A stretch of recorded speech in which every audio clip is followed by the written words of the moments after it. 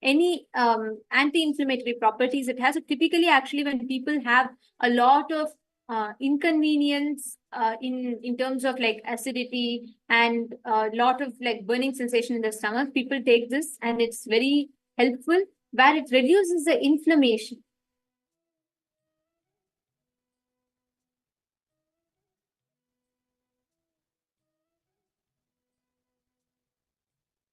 Ma Pushkala, you have started manifesting correctly. And wow, okay. So many of you have posted. See, when you manifest this power, right? One thing that you should always ensure is whenever you manifest a power, make sure to always go into the detail, and especially these powers, it will help you to directly identify the root of the issues. Anything that you have, go to the very root, the depths of it, so that you can identify the source of issue and completely resolve it. Now, we are all going to be entering into a very beautiful session next, where we are going to be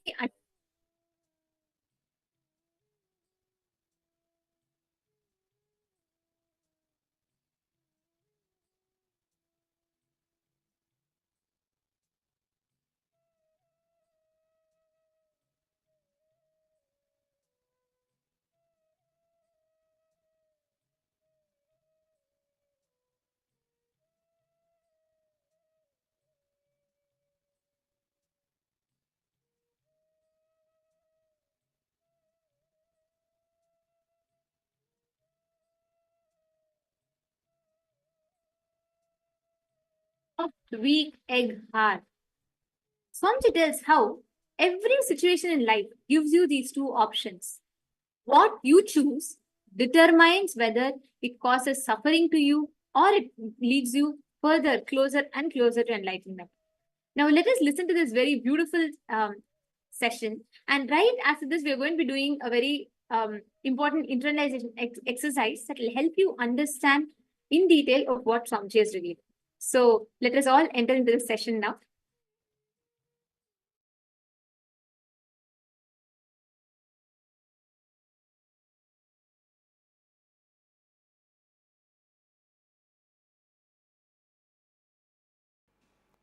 The good news is, whatever you believe as you constitutes you.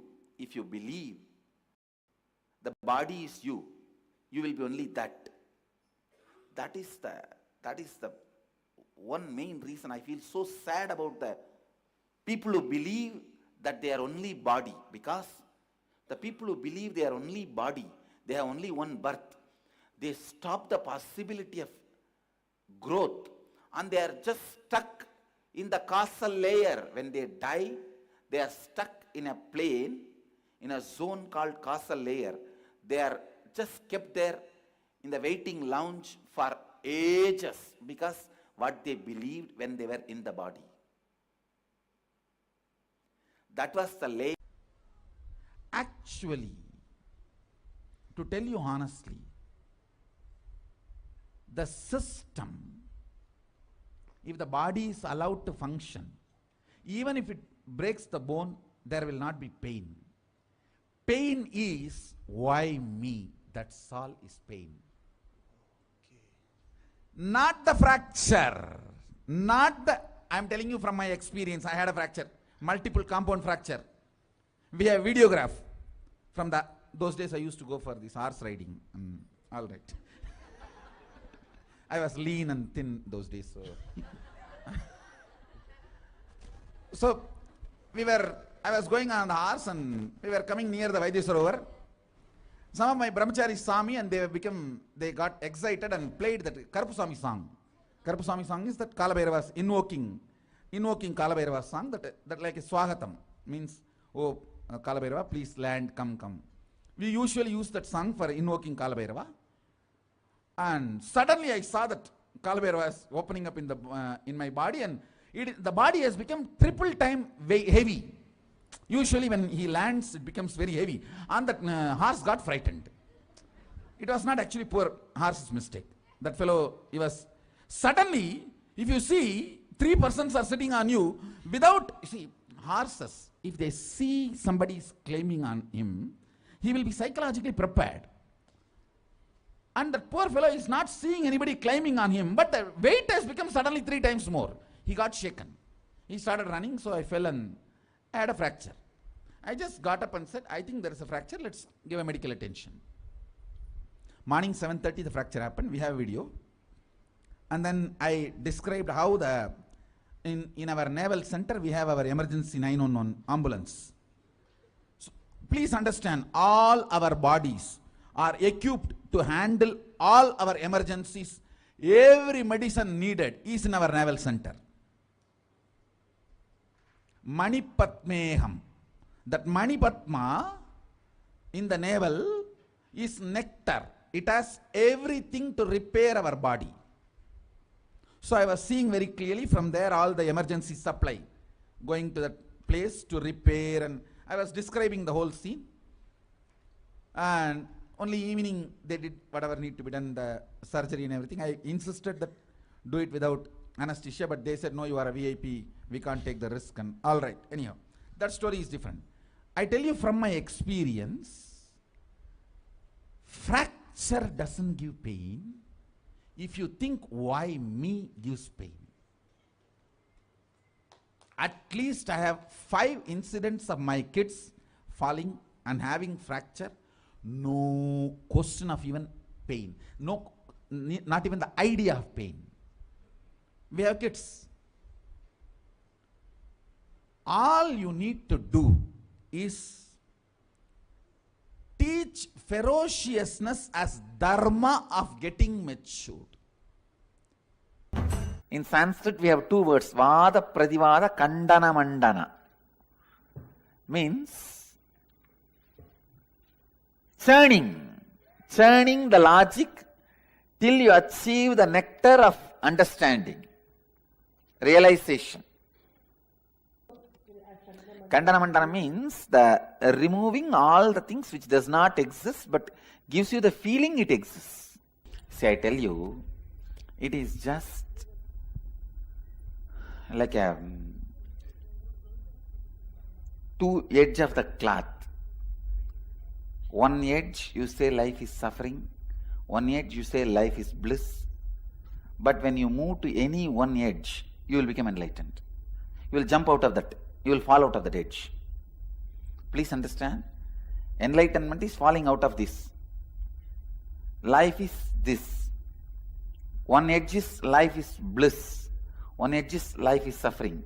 Go to any one extreme through your cognizance, you will jump out of it. You will become enlightened. Whether you believe Buddha, life is suffering, or whether you believe me, life is bliss, if you align your cognizance to that one belief, you will become enlightened. But suffering is part of life is not going to liberate you. Who said that? Suffering is part of life is not what Buddha taught. You heard. That is what you heard, but didn't see. Suffering is part of life. You heard. Buddha did not say. Buddha said life is suffering. There's a big difference between suffering is part of life and life is suffering. Align to anyone. Once actually I landed upon a very deep, strong, sacred cognition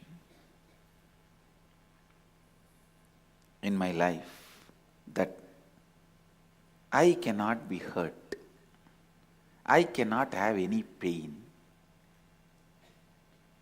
I am the Atma. Atma cannot have any pain, suffering, nothing. It is pure space.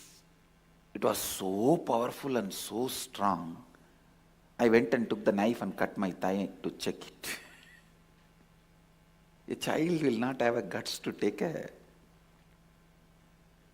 knife and cut himself to check. Understand, I tell you, the power of the cognition was so much. I could not control myself testing it on me because I was too excited. Of course, I needed few more understanding. See, when I am not the, I am the Atma, soul. I am not the body. And I cannot be destroyed. I don't have pain. I am beyond sufferings. Then I should have tested that on my Atma, not on my body. I have tested it on which something I am not. See, the experience is sitting in the Atma, the cognition is sitting in the consciousness. But experimenting, I am doing it on my body. That understanding I gathered little later. But that cognition was so powerful. Even when there was a pain on the body, I did not feel bad for what I did. I did not feel bad about testing it. It was such an ecstasy. Wow, wow, wow. Like a long journey is over. Now I don't need to run around anywhere here and there. I am that rest, that restful awareness, that cognition was such an ecstasy. When I cut my thigh and went back to Annamalai Swamigal, he said, what you did is neither wrong nor right. I couldn't understand. What do you mean? He said, because of this cutting yourself, you got the click. Ultimately, that you are not the body. Actually, after that only he gave me the initiation into that Aham Spurana. The methodology of the Aham Spurana by great incarnation, Ramana Maharshi. It was transmitted to me by Annamalai Swamigal. So Ramana Maharshi is my Paramaguru. And Annamalai Swamigal transmitted that Aham Spurana, Anubhava into me, and which became reality when I was 12 in the Pavazhakundru. After that, once Annamalai Swamigal was telling me, now understand the thing you did, cutting your thighs, neither right nor wrong. Because you got the vision, you don't need sacrifice. You don't need to cut yourself again. If Annamalai Swamigal said cutting yourself is right, I would have been continuously doing that everywhere. And all of you will be sitting and cutting yourself. It is not right. Same way it is not wrong. You need certain kind of a ferociousness to do sacrifice till the vision clicks. That kind of a ferociousness is required for the vision to click. So because the ferociousness is required for the vision to click, the experimenting on yourself, cutting yourself, your thigh was not wrong. Because it is not required regularly, once the vision clicks, it is not right.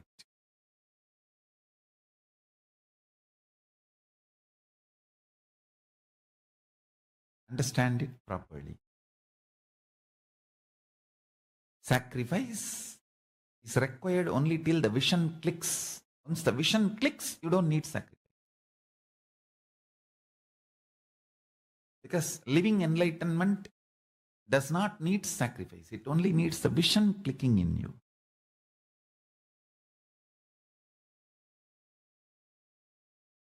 But till the vision clicks, you need to have the passions and perseverance, will, persistence.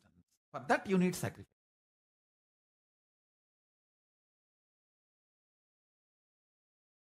Shivanyana Anubhuti, Shivanyana Anubhava, Paramashivanyana Anubhuti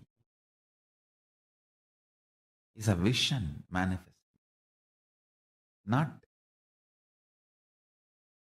torture or suffering.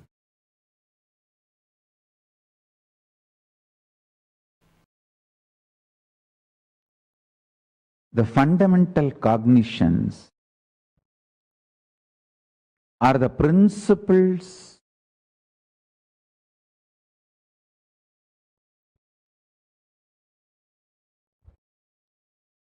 the foundation principles you cognize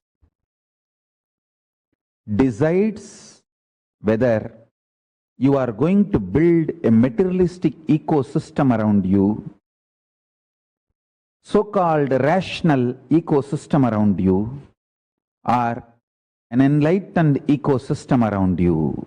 Please understand.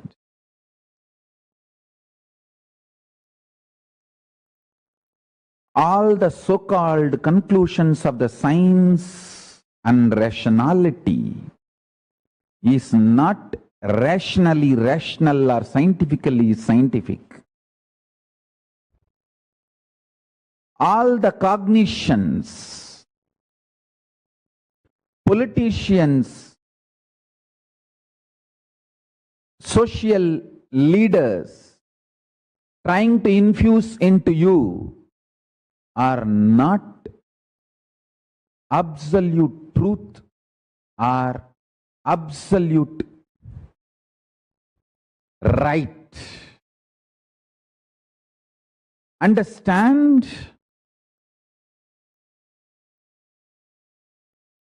Neither the cognitions are absolute truth, nor they are rationally rational or scientifically scientific. But unfortunately, the cognitions you cognize decides the quality of life you are going to have. Understand?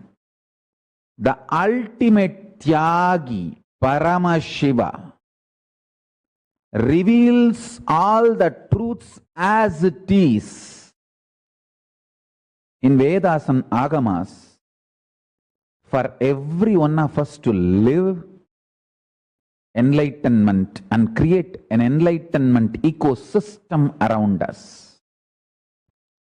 Please understand.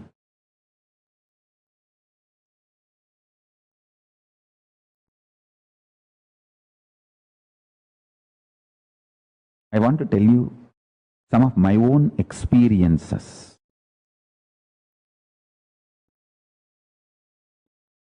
If you cognize life is pain, you are going to go on create pain. If you cognize life is bliss, you will go on be creating bliss. If you cognize life is hard work, you are going to go continuously going to create hard work. If you feel, if you cognize life is joy, you are going to continuously manifest joy. The good news is cognition is conscious process. You can recreate, rebuild, reform, rejuvenate, reinvent, recreate as you want.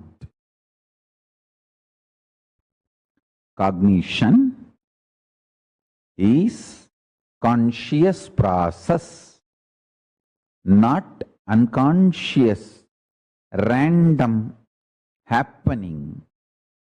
It's a conscious process. You can recreate, rejuvenate, reinvent, redesign, rebuild your conscious process. Understanding about life, what you are, is going to decide what you do and what you want in your life.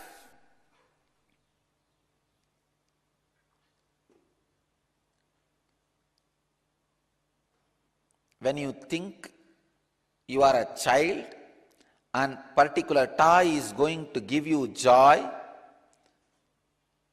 and the toy is going to be adding life to you, or it is going to be your eternal companion, you feel so strongly attached to the toy.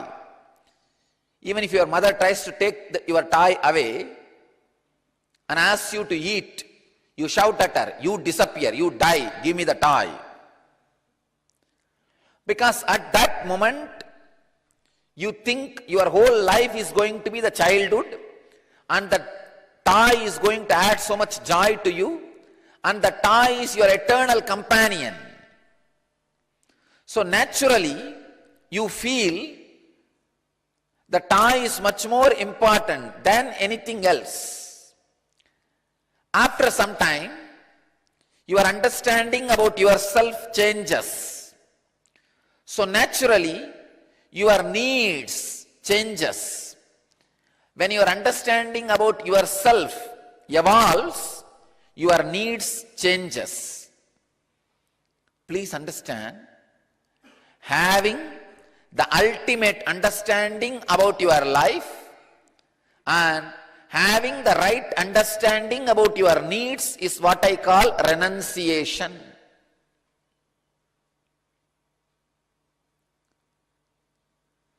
Vairagya, renunciation. Please understand the word vairagya. Raga means attachment. Araga means detachment. Viraga means beyond attachment or detachment.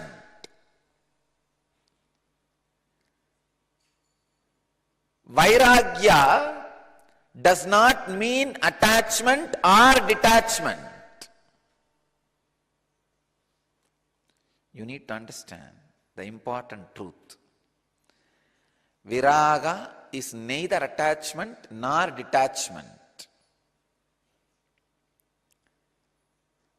It is having the right understanding about your need.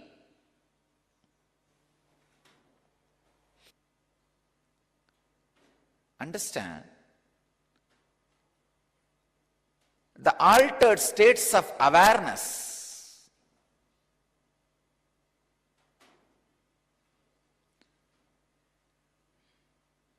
is responsible for all the sufferings you have in your life, all the misunderstandings you have in your life.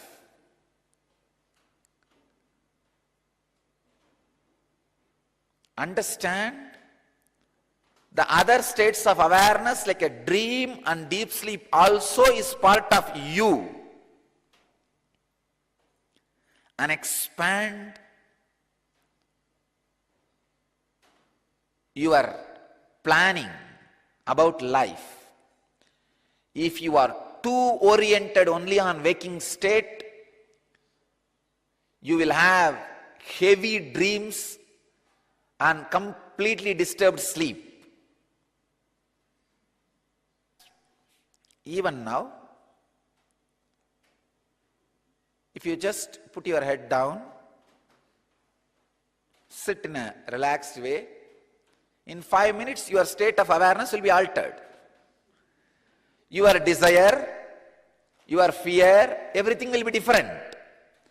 That time your desire will be, can I stretch my leg? Can I just rest the body a little more? Who wants all these things? Forget about it. Your fear will be, somebody may wake me up, or he may end the satsang soon. This mood is really nice. Or he may continue, go on and on. If he leaves, at least I can go to the room and lie down. In that state of awareness, your fear or greed is different. So understand, alter your state of awareness just one step higher. Just one step higher. How? The toy car has become immaterial for you when you grow up. Your real car will become immaterial when you consciously grow up.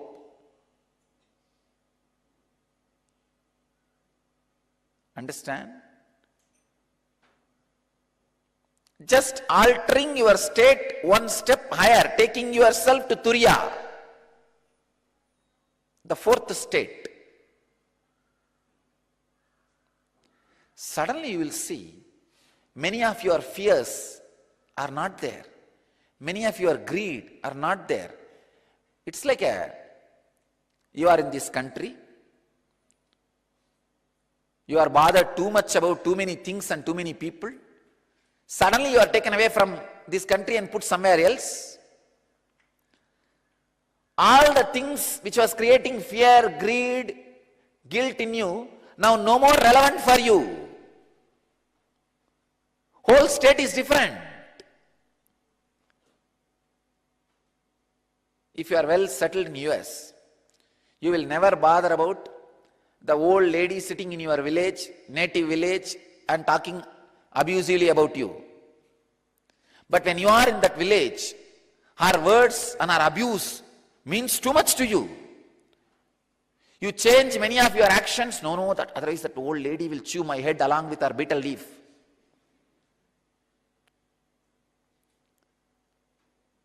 Like how when the place changes, when the condition changes, your strategies and understandings changes. Same way when the awareness changes, your understandings and life changes.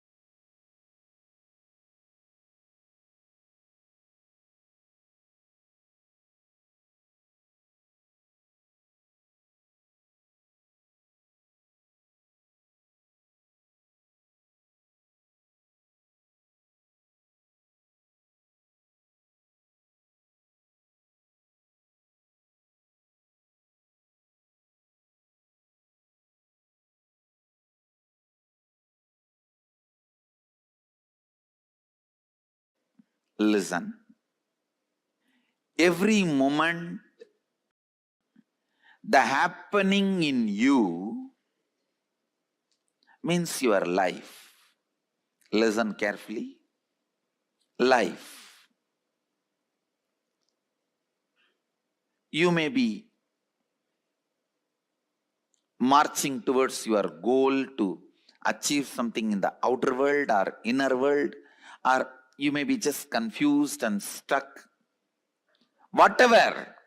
But life is happening to you. Please understand, even feeling confused and getting stuck is life happening. Sometimes people feel you are not even letting us live in confusion and depression a little bit.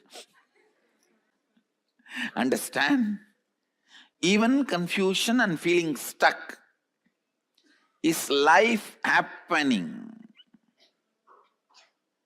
Life happening. So, in this happening of life, whenever you change the game, like the rules with which you need to play with matter, if you play it with consciousness, the rules with which you need to play with consciousness, if you play it with matter. I'll give you an example.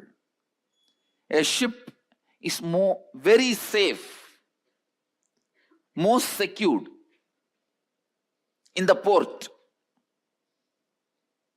when it is docked. What do you call it? Decked or docked? Docked. Whatever. But it is not created just for that purpose. Understand? If you always decide based on law of life, if the ship is parked or locked in the port, it is very safe, most secured. Yes, no doubt. But the purpose of ship is not just being docked in the port. Law of life is only teaching about the most secure things. Flow of life is exciting, adventurous, innovating, opening up different possibilities.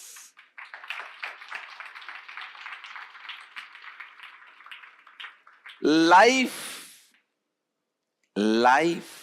happening to you every moment. That's the first statement. Even if you feel you are stuck, life is happening. Second statement. Listen. Second statement. When you change the games, when you change the rule of life, when you play law into flow, flow into law, what you go through is pain. Listen. When flow, the life is restrained by the misunderstanding of law, pain is caused.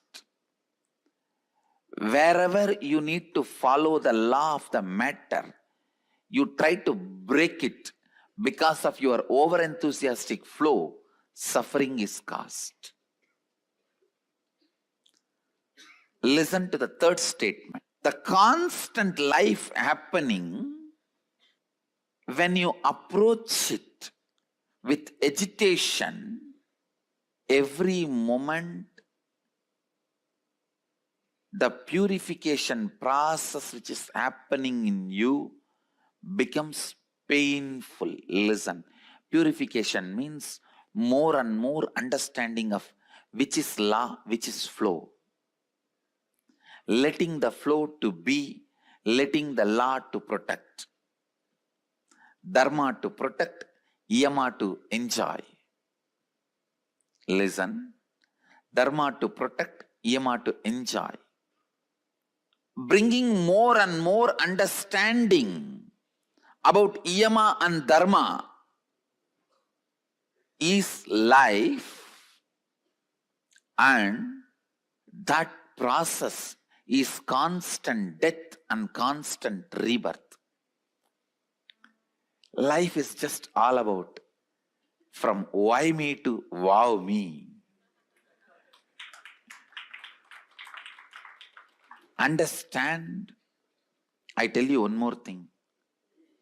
Life is so compassionate. Only minimum chipping is done and maximum polishing is done. It chips really only the minimum required. No. Others get chipped only little bit. I get chipped so much. No. You are in the hands of the most compassionate sculptor, Mahadeva. Especially when he himself comes as a guru. Understand? Some get his land, some get his property, some get his gold, some get his organizations. Whatever, whoever wants, they grab those things with their hands. But to stand without grabbing anything, with folded hands or holding his feet, he picks them up to keep on his shoulder. Understand? Blessed are those who get him as Guru. People who grabbed things with their both hands, they won't be having him as Guru. That is the worst punishment. They don't need any other punishment other than not having him as a Guru for their life. Best thing can happen to you has already happened. Having him as Guru.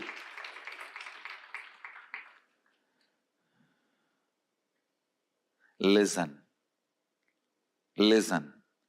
The conclusion statement I am making is actually the same as first statement, but step by step I have presented how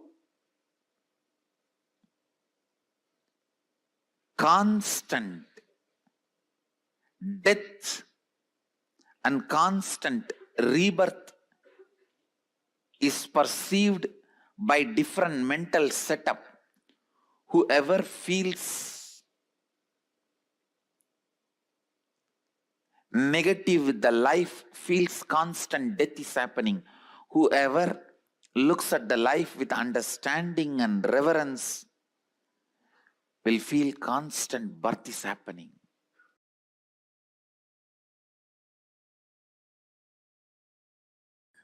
Understand, if you have the attitude of why me, even if you are world's richest man, you will not be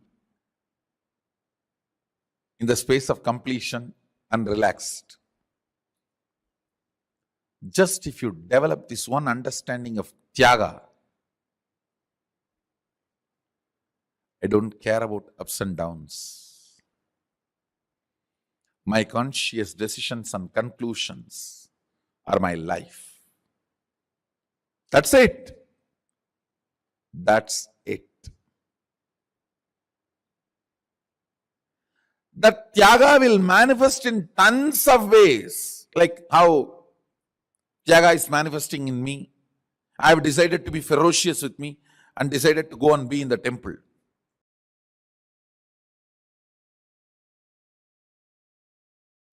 Having don't care attitude about the ignorance, or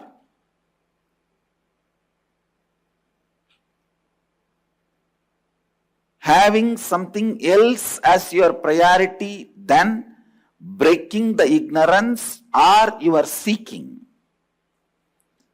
Other than seeking or breaking the ignorance, if something else becomes important or more important priority to you, then what you do becomes avidyam upasate, worshipping the ignorance. That is why I insist in every situation, let seeking be your first response. Understand? In all the so-called developed countries, they have something called first response team for any crisis, for any accident, natural calamity or terrorist attack. For any crisis, they have something called first response team. Means the ambulance, the paramedical staff and police the fire engine, bomb squad, people who rush to the scene and respond to the victims first, who try to attend to the crisis first. They are called first response team. I tell you, let seeking be your first response team for your whole life and all the crises of life. Anything, whether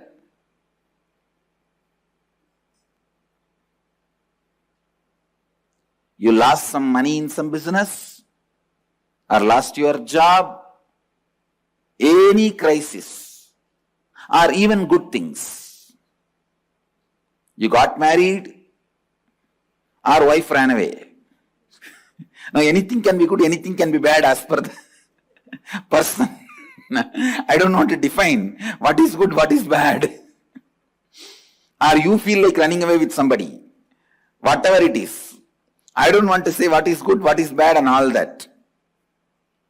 But any situation, good or bad, losing or gaining, crisis or peace, joy or pain, suffering or bliss, let seeking become your first response to anything. When you have a stomach pain, don't think why stomach pain for me, but think why first of all there is a pain for humanity. If you think why stomach pain for me, why disease for me, you will only be Buddha. If you think why pain, suffering at all for the whole humanity, you will become Buddha. Understand? Just Buddha saw the sick person, old person, dead body.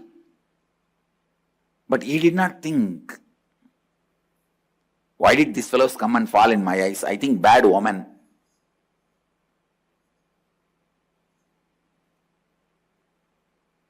Why did I see these fellows? I think bad Shakuna, bad omen. These fellows are all the time depressing. He did not think that way. He did not treat them like a black cat running in between. Most of the time when black cat runs across the road, it is not bad omen for you, it is a bad omen for the cat.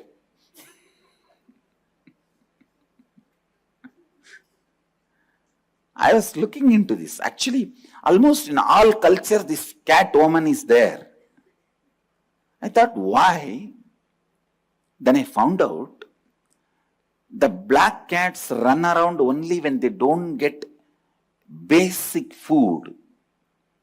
And if you are in a society where simple food is not available for animals, where it has to run around, then there is something wrong in the society. You need to look in. Actually, the black cat will not run around if he gets even a simple food. Anyhow, now let us not get into the omen science. Let's stop with this. Listen, whether it's a black cat running or seeing a sick person, Buddha did not look into that as his omen, or he did not think, oh, these fellows are morning itself, they came and fell in my eyes and I am feeling depressed. No. He asked, why this to humanity? He started throwing tantrum with the cosmos. I tell you, I am really telling you, whoever throws tantrum with the cosmos will be freed from the laws of cosmos. Antandama pravishantiye avidyamupasate, worshipping the ignorance. Putting the seeking as your first response team is what I am doing in Shivoham process. Making the seeking as your first instinct response is the process of Shivoham. Enlightenment to radiate Advaita with all its powers and siddhis. Never ever have the beggar mentality of acquiring siddhis, accumulating siddhis. It is like you steal in your own father's garden, mango garden. No, you own it. The moment you are my disciple, I tell you, you own the whole cosmos. You are the favorite inheritor of the cosmos. Brahmanyam Bahuputratam.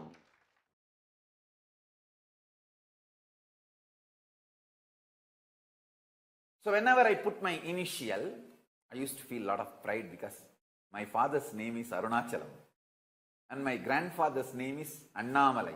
So Annamalai, Arunachalam, Rajashekaran. So I used to feel a lot of pride. But after seeing Arunagiri Yogeshwara strongly feeling connected, whenever I put that A, I will say Arunagiri, Arunagiri. I always wanted to feel that Arunagiri Yogeshwara is my father, that A symbolizes Arunagiri Yogeshwara. Of course, I went to Arunagiri Yogeshwara one day and said, Swamiji, I wanted you as my father and mother. He laughed and said, I am your father and mother. What is there? Why suddenly asking? He told in a very casual Tamil. அதுக்கு என்னடாப்பா இப்போ நான் தான்டா உனக்கு Ammaiyappan.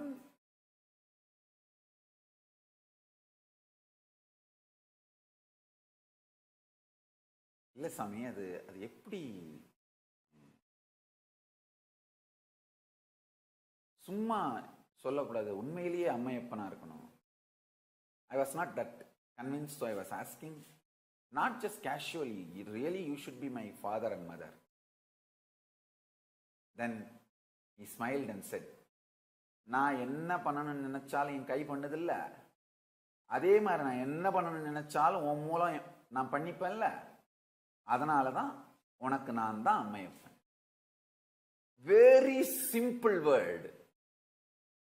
He said, whatever I want, my hand will do. Same way, whatever I want, I can do through your body. I can manifest it through your body because I have this feeling. I am your father and mother. I tell you, giving that feeling to the Guru, you are liberated. If your Guru feels that confidence with you, hey, whatever I want, I can do with my hand. Same way, whatever I want, I can do through this person. Then you are enlightened, you are liberated. I am your Ammayappan. Understand? Non-violence, absolute love, pure Tyaga gives this confidence to Paramashiva about you. Your non-violence and Tyaga gives confidence about you to Paramashiva.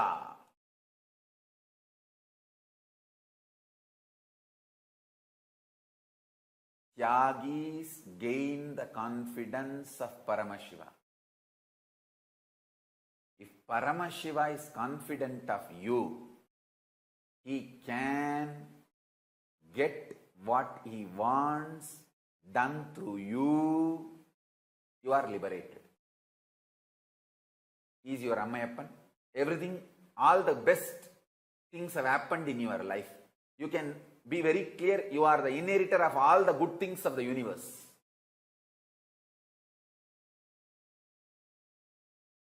I want to tell you this one thing.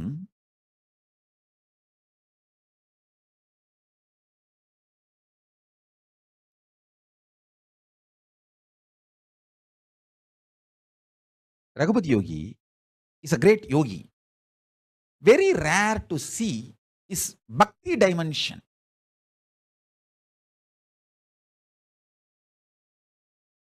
He is very secretive about his devotion, bhakti dimension.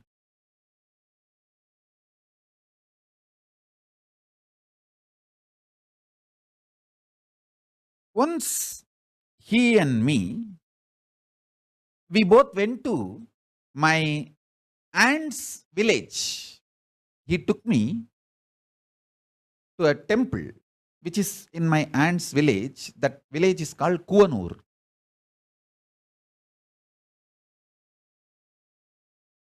We went to one Vishnu temple. It's called Adi Tiruvarangam. And then another one Shiva temple, which is in that village Kuvanur. We went to both the temples and we stayed 1 or 2 days with my aunt, pre-monastic aunt. And he used to stay in the temple and I'll stay in the house and go also to temple to be with him. And few days, one of my aunt's relative, of course, my pre-monastic relative also, his name is Paramashivam. He had 2 wives. One wife is from Tiruvannamalai. First wife did not have a child, so they did a second marriage. In those days, it's a tradition. When first wife doesn't have a child, they will have a second marriage done. But after the second wife came and second wife gave birth to a child, first wife also gave birth to a child. So they both lived happily. That's not a big problem. Maybe small little, some problems will be there, usual, the household issues, but there is no big issue. They both lived in the same house. But the second wife is a very sweet person. She will always keep herself very happy and very matured and such a welcoming way, not only for her husband, for the whole family.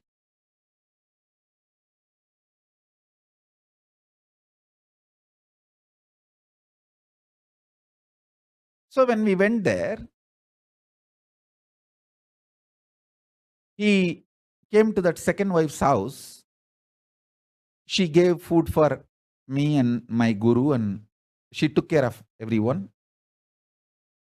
After we came to temple, Raghupada Yogi told me, understand how she keeps herself happy, makes everyone feeling welcomed. Keep your heart like that same way for Paramashiva. Always make sure you are the second wife for him, who is waiting for him to come to your heart to reside. Never ever any complaining or ill feeling or incompletion can enter into your heart.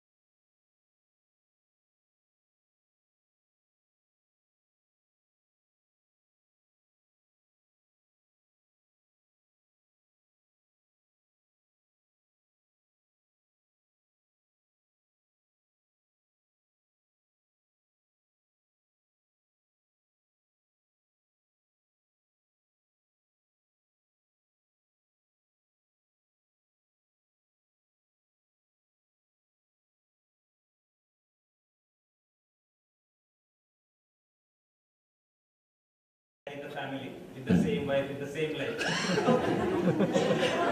So, what is my question? That does it mean that if you are suffering intensely, you are progressing on your path towards God? Two things.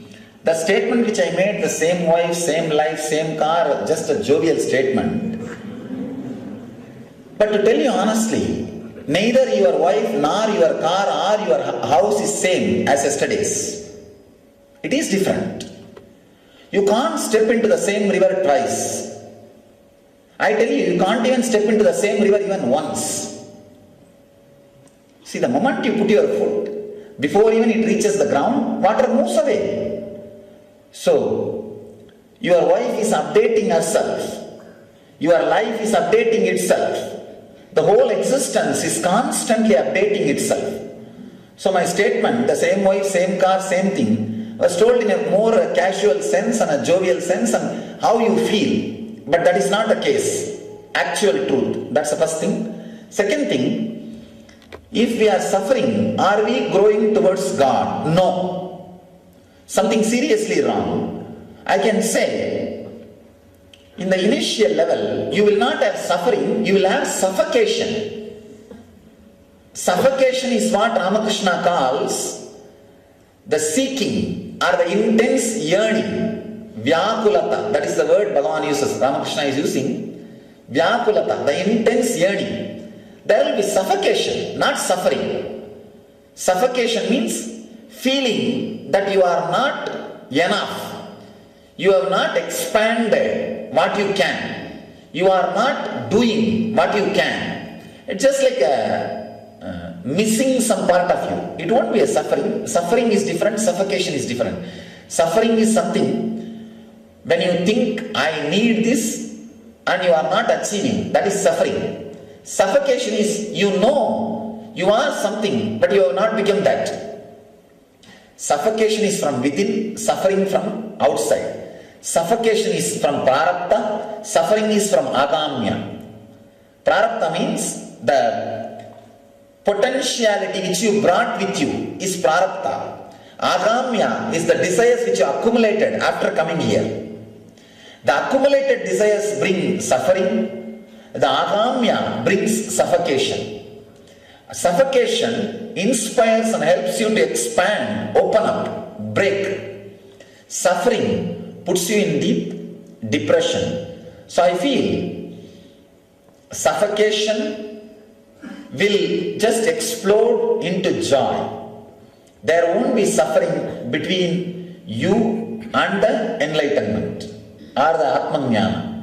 So I can't accept the word if you are suffering more, you are going towards divine, towards God. According to my experience, not only goal, even the path is Anandamaya.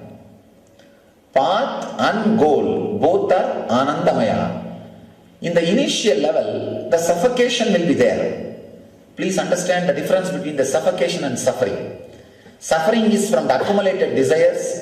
Suffocation is from your inborn prarabdha, tendency, the potential energy. So when a seed has not become tree, when the seed is about to break, it has that suffocation, vyakulata.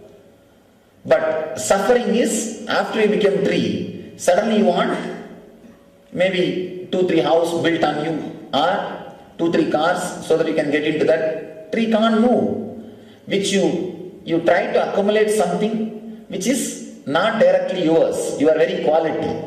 That is what I call suffering. Suffering is from akamya, suffocation is from prarabdha. Prarabdha, suffocation may be there in the initial level in your spiritual path, but akamya, the suffering or depression cannot be there in your spiritual journey. Then there is something wrong if the suffering is there. First sit and clear the suffering. That's a basic need to start your journey. Thank you.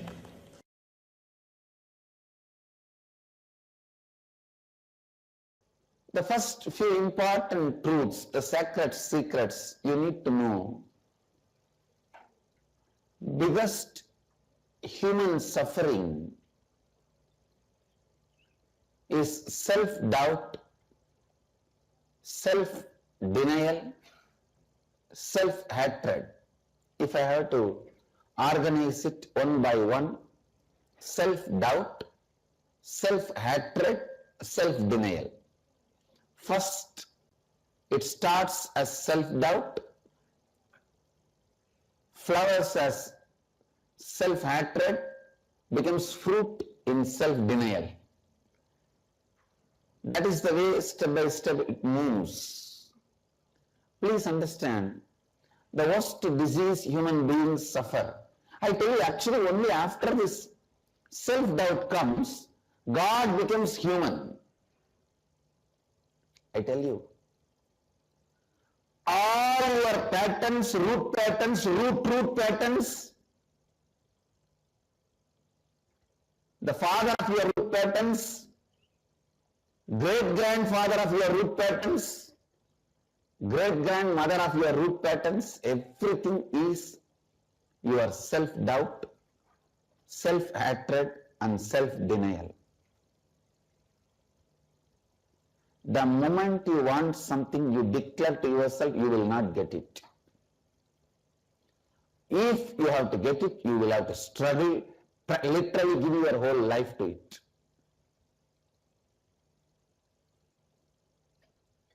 How many of you are able to cognize what I am saying? That is what exactly I call it self-denial. Which is not true, please understand. Even though society makes you believe your self-denial is fact, it is not fact. All incarnations land on the planet Earth just to tell you this one truth. Your self-denial, your self-hatred, self-doubt is not truth or fact. That's all. That's all. You are more than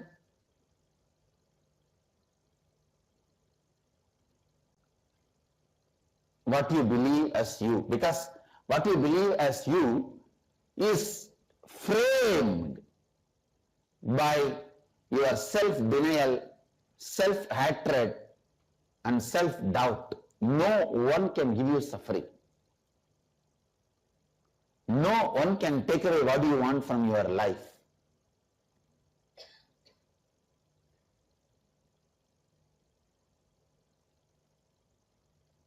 The great hope, the great truth, the greatest good news,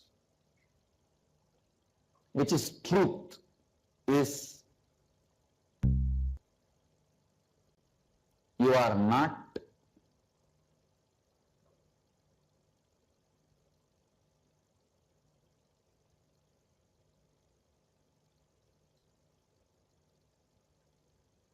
an ordinary being as you perceive because of your self-doubt, self-hatred and self-denial. Complete all these three.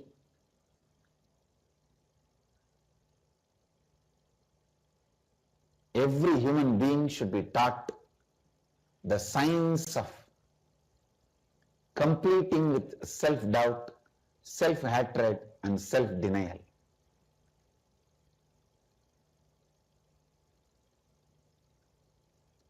When you start working on this,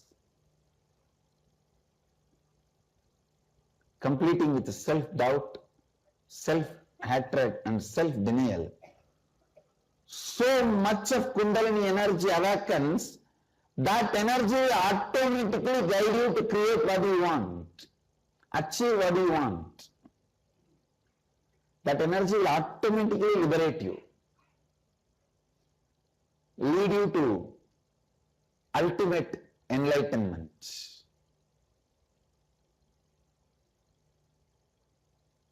In my temples, only 3 demons will be portrayed. That is self-doubt, self-hatred and self-denial. People should complete with these three and only then enter my temple.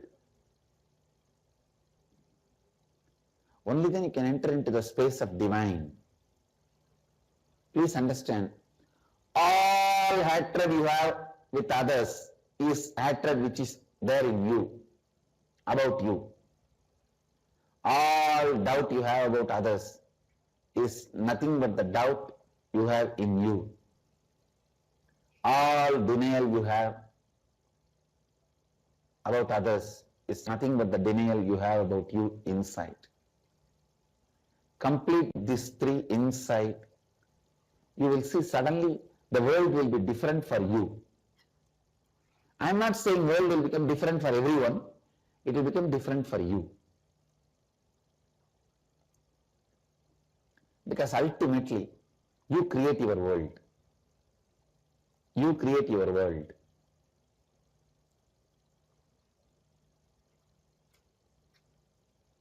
Self-hatred,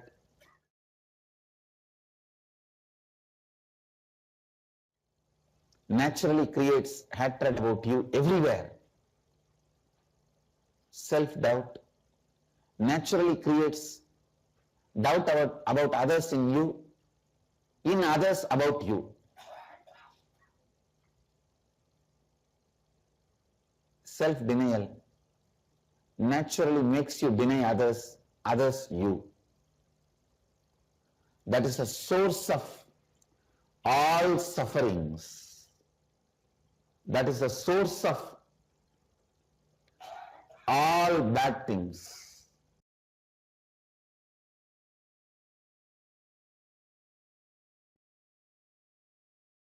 Ferociousness means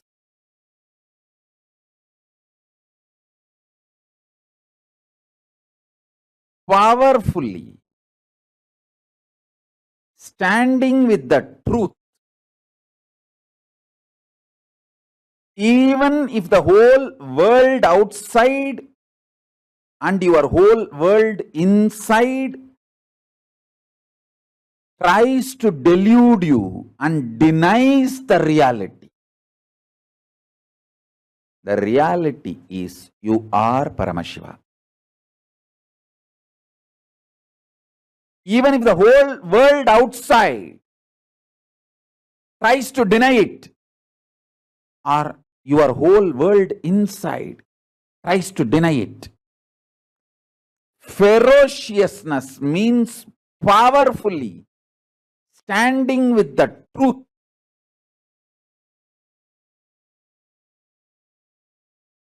uncompromising, absolutely not letting the outer world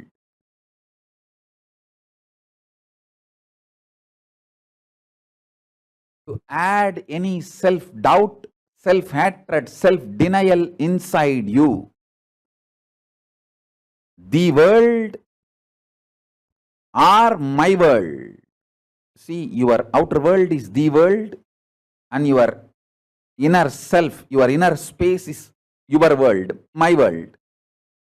For you, my world. For me, my world. The world or the impacts of the world on my world, nothing should be allowed to dilute you, to lower you, powerfully standing up with the truth.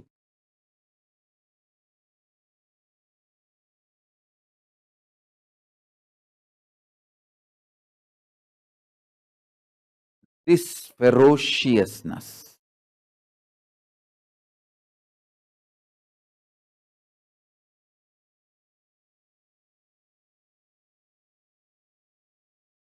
listen.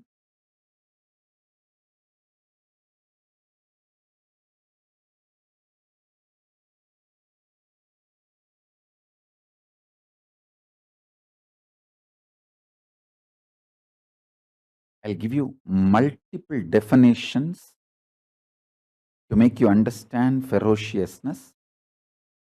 This is the first definition.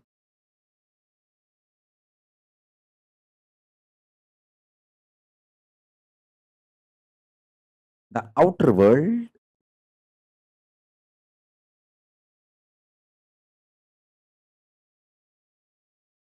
whether it manifests, behaves as you want or not, or the impact of the outer world on your inner world, whether that goes as per your whims and fancies or not, the truth, absolute truth, the ultimate truth should be cognized, powerfully concluded, uncompromisingly. I will repeat now. You are Paramashiva is the truth, ultimate truth.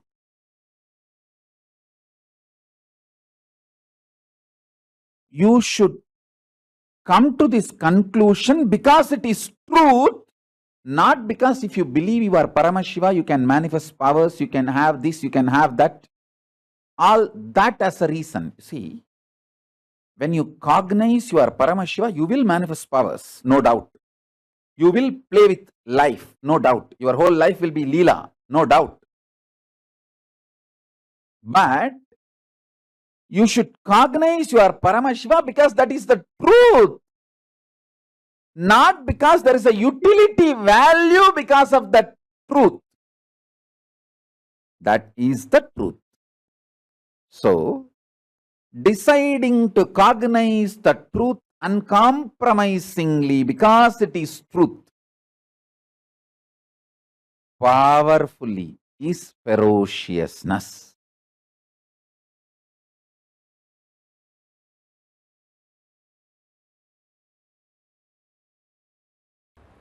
Patanjali explains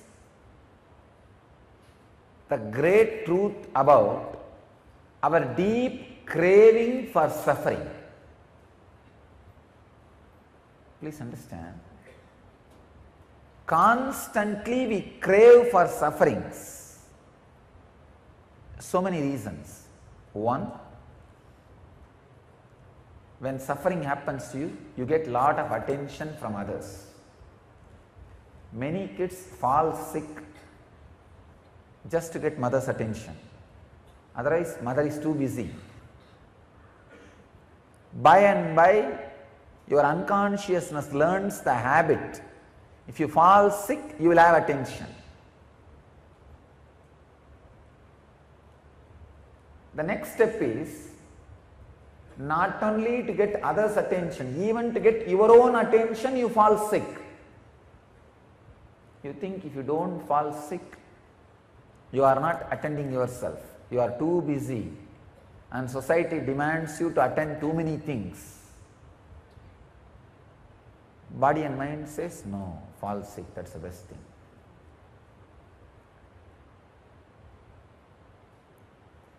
Falling sick is almost kind of a holding so that you will give attention to yourself. And unfortunately, by and by, mind learns this technique and permanently falls sick, makes yourself handicapped. That is what is some inferiority complex about your body structure, some inferiority complex about your mental structure, some inferiority about you, whether you are beautiful or not, some inferiority about which you don't have, can never have. This idea of some inferiority which you don't, can never have becomes such a strong sickness. You go on giving attention to you just because of this one reason.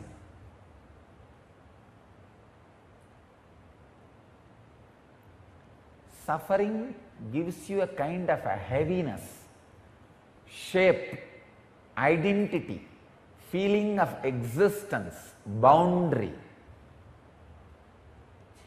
Joy always gives you the boundaryless feeling. You can see people who are levitating, the first thing I see in them is the joy in their face, extraordinary joy and the laughter. Yes, yesterday one devotee from Bangalore came and told me, Swamiji, I saw that 3-minute video and tried and broke my back. I said, don't try.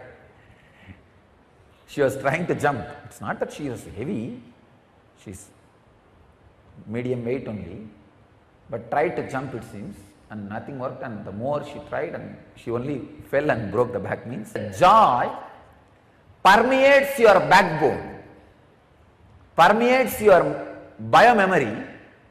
You became first psychologically light and physically light. As I was saying, this is the science. Under the every hair pore, there is a airbag which can hold the subtlest form of prana, which is samana. When that airbags get filled like a balloon, body starts floating. The first thing will happen when the air bag gets filled is joy.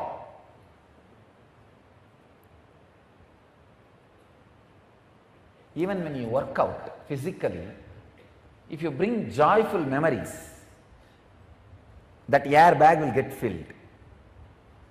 Never have violent memories, violent thoughts when you work out. When you move your body and put weight on your body, start working out, don't have violent thoughts. Let it be more romantic and pleasant. Have photographs of the people or memory of the people who create romance and pleasant feeling in you, not violent, aggressive. If you have that pleasantness, romance, the samana will get filled.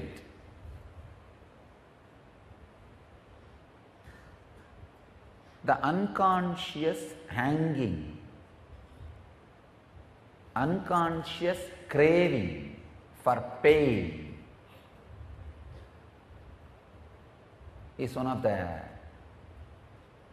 worst engram with which humanity is suffering.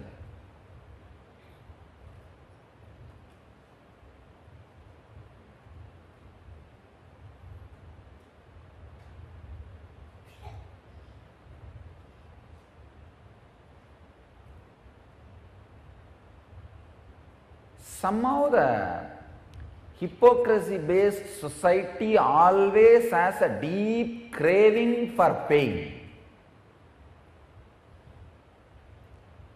See, Krishna was worshipped in all enlightenment-based parts of Indian society. Indian society has two major parts, the enlightenment-based part and hypocrisy-based part. That's what they call morality. The social morality. See, understand, the social understanding of morality is just hypocrisy. It's not morality. It's like a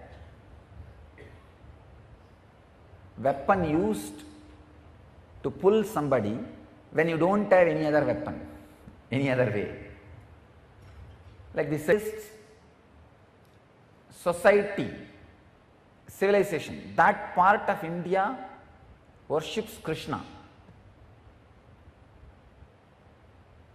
But for enlightenment, you cannot feel attracted to Krishna. And this hypocrisy-based civilization,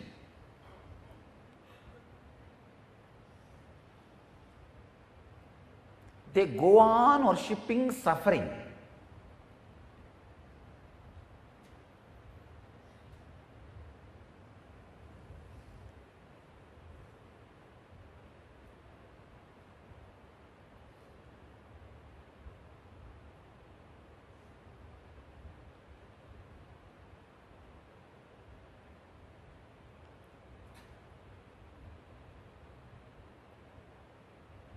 Krishna's consciousness such a extraordinary joy. I wanted you to know some of the details. Krishna lived with Gopikas only till the age of 11 years only. Afterwards he was out. But always Krishna is portrayed with Gopikas, as if he spent his whole life with Gopikas, because he is symbol of joy. Same way,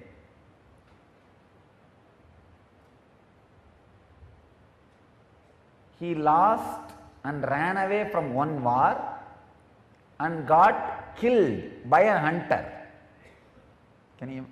I think many of you may not even know this story. Krishna was murdered. He was killed by a hunter with poison arrow.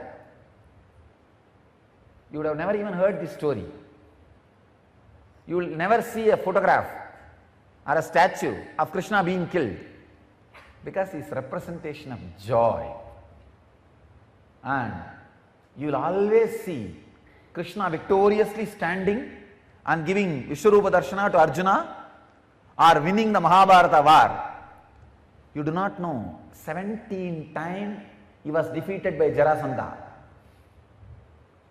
17 times Jarasandha came back as Gajini Muhammad and destroyed Dwarika and Somnath. Jarasandha and Krishna ran away from the war field. Ranki Chor Rai, they call in Gujarat, Ranki Chor Rai. Ran away from the war field. But nowhere it will be represented, because he is embodiment of joy. Even running away was such a romantic experience for him.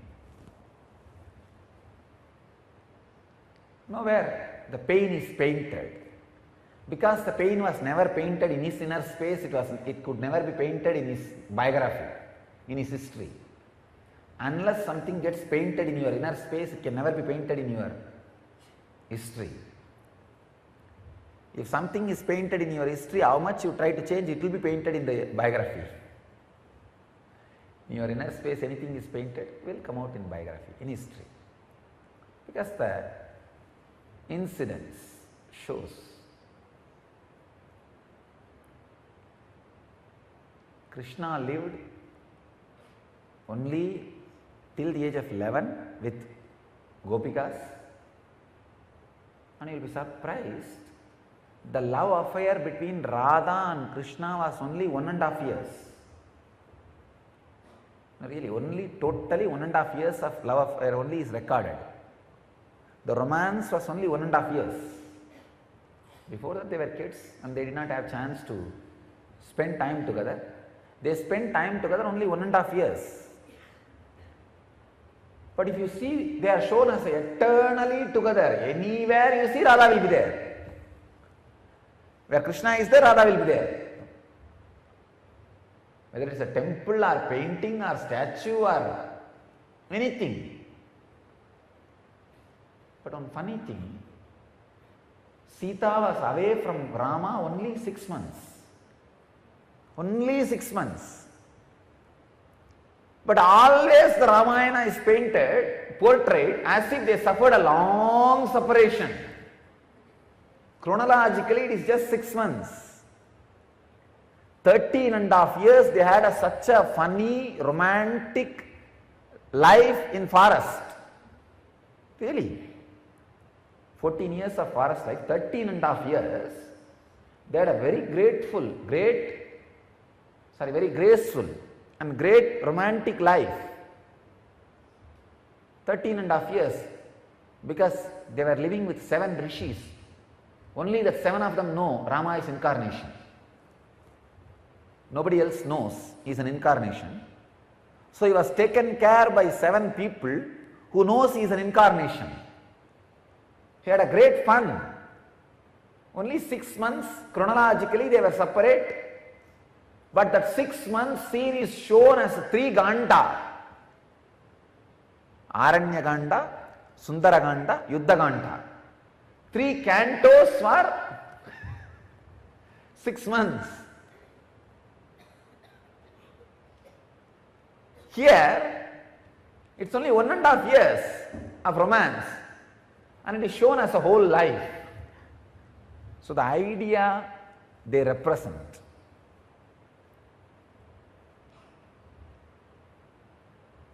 Krishna represents the joy and ability to shed all the sufferings. I tell you, joy is the only way the way to wither away your will. Your will can never wither away by pain. With more pain, your will become more stronger on you. With joy, it will just wither away.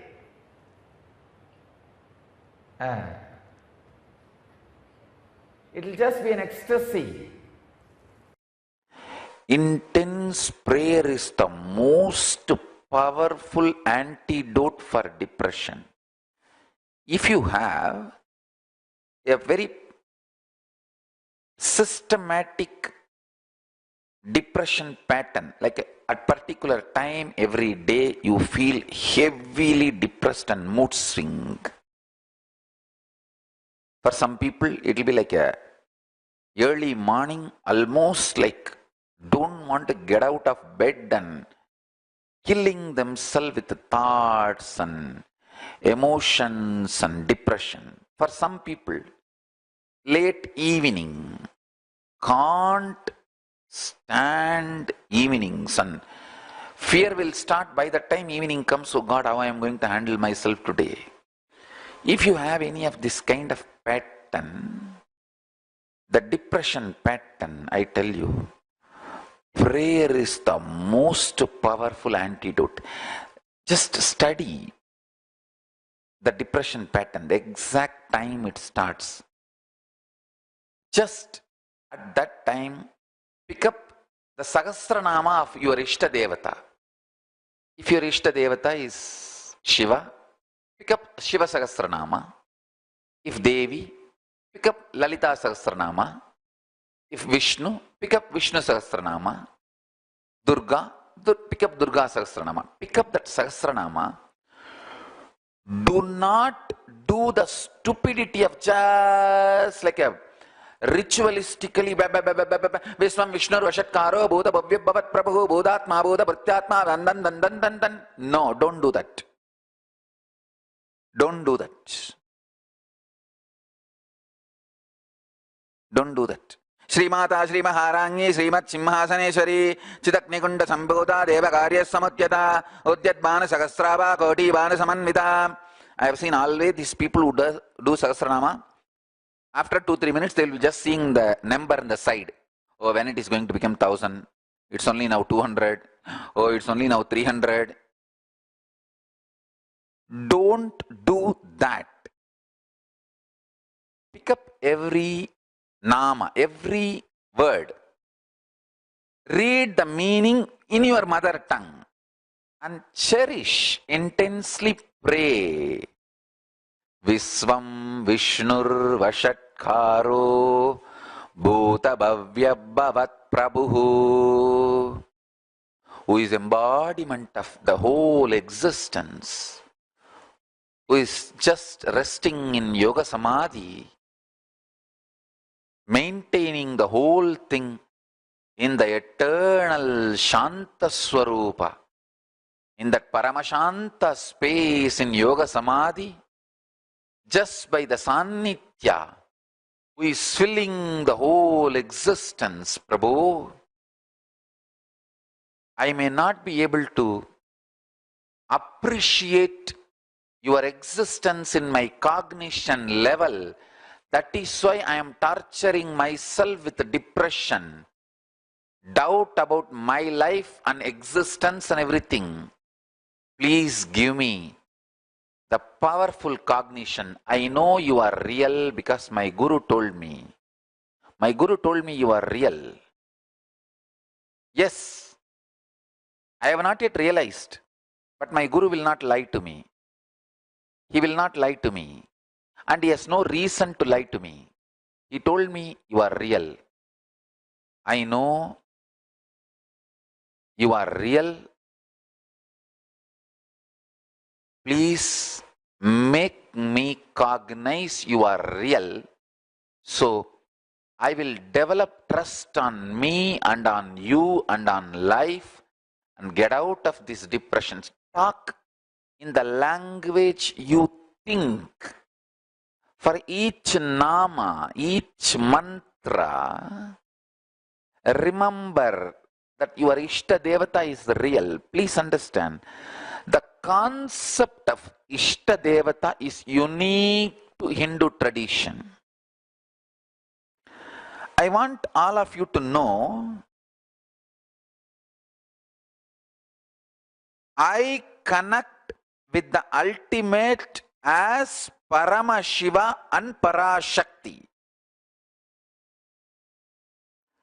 But I am absolutely sure, listen to this statement. Even if you think Vishnu is the ultimate, you will achieve ultimate. If you think Ganapati is ultimate, you will achieve ultimate.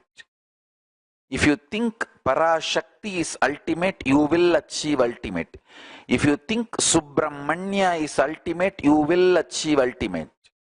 If you think Surya is ultimate, you will achieve ultimate.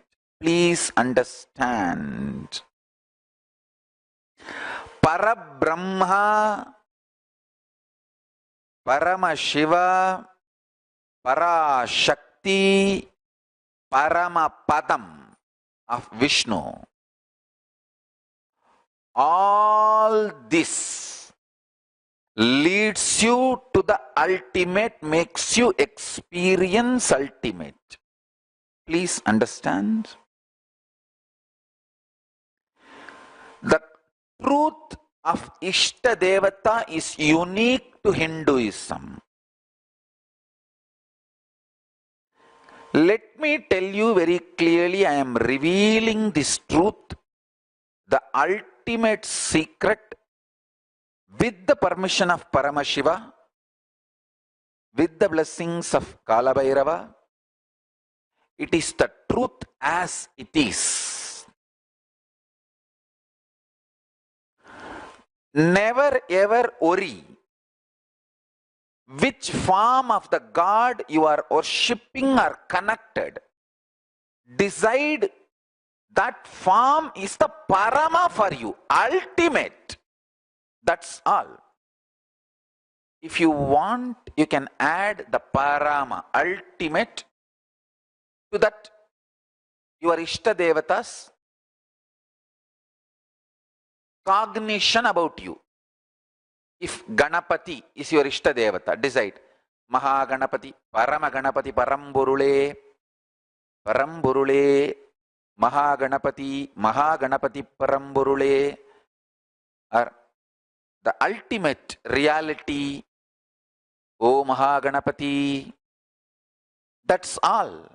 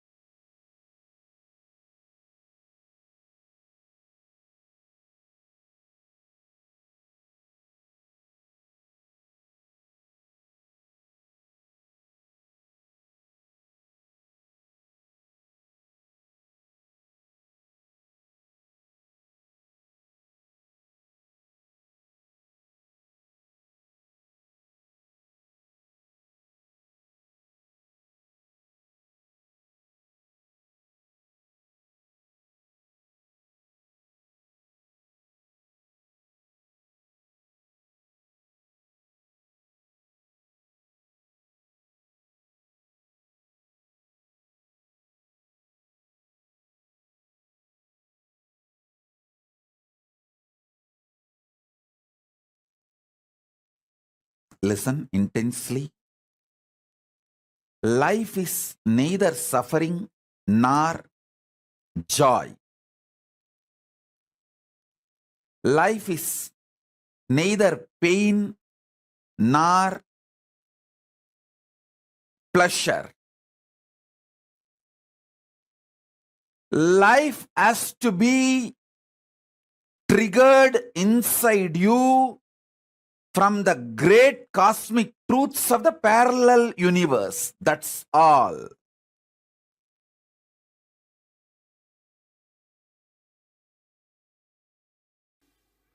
The moment you feel the suffocation, liberation starts in you. Okay. It is like a gold touching the mercury. The moment gold and mercury comes in contact, gold starts melting. Same way, the moment you feel the suffocation, it starts melting. And sometime we ourselves ask Sadashiva this as a boon. I may not be able to handle myself pushing me towards liberation. You better appear in the form of suffocation to me and go on pushing me towards liberation. Why Tirunavukar got the stomach pain? He actually asked Sadashiva, till you fill my heart, let my stomach torture me. So that is the way he got that disease. He feels in the world I may forget the whole purpose. So better you be available in the form of this suffocation. So till I become completely enlightened, you be driving me from the stomach. Oh my God. Sometimes even we ourselves make this happen. And we will not be aware of this at all. I tell you, there is something called soft sufferings. Soft suffering means actually without any problem you will be suffering. Those soft sufferings are usually boons. You take it and come down. Okay. For example, actually somebody is handicapped. Actually somebody is in the poverty. Actually somebody is like a mad or that and all is actual karma. But there is something called soft suffering. Actually there is no reason, but you will be going on suffering. It's called soft suffering, which is boon. It's like a for alarm clock. You give the key, and this is the key you give. Okay. So you yourself decide, I have to become enlightened within this birth. So my acceleration speed is not enough. Okay. Devi, please accelerate me. Oh. Whatever it may take, I am ready for that. Whenever you give that kind of a commitment, she gives soft suffering. Okay. She will never give you hard suffering. Hard suffering comes by karma. Okay. Soft suffering comes by boon. Oh. All soft suffering is come only as a boon.